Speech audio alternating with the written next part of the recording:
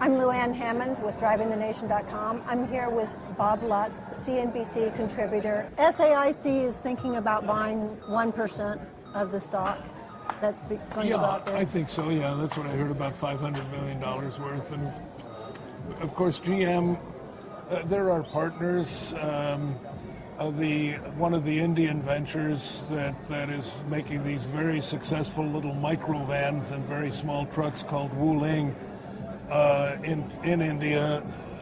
They have permitted us to progressively buy more and more of that.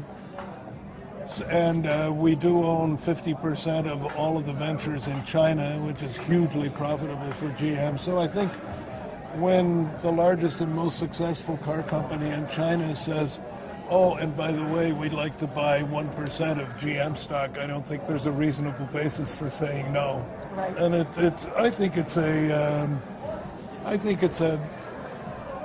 demonstration of faith in GM's future. I consider it a very good sign. I mean, 1% ownership is so trivial. It's just symbolic. Mm-hmm. And the management of the company of the U.S. operation will always be in the U.S. And I might point out that a lot of UAW-made vehicles are being exported to China. The Buick Enclave is made in Lansing Delta Township near Lansing, Michigan. Those are going to China at a furious clip, as is the new Cadillac SRX, which is a big hit in China. Various Chevrolets are going out there. I mean, and the Chevy Volt, which will be built in Hamtramck, Michigan by UAW labor, will be exported all over the world, including China.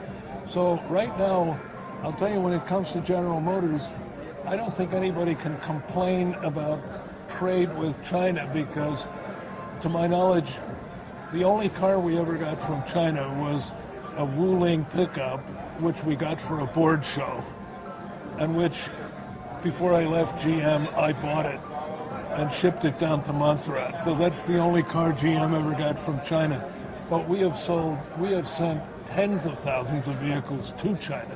So besides the fact that we don't want to be called government motors, yeah, what's the most important reason to have an IPO at this point?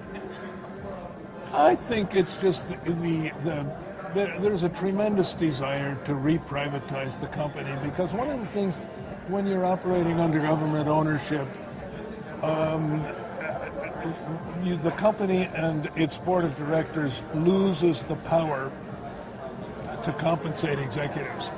And I know that before I left, my pay had sunk to really abnormally low levels, because it was sort of the government saying, well, why should anybody get more than so-and-so?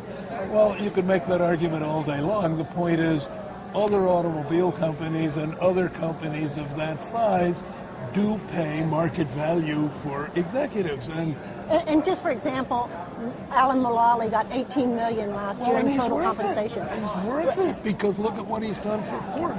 But if you have a government entity say, no CEO should get more than $900,000, you're not going to get the Alan Mulallys of the world.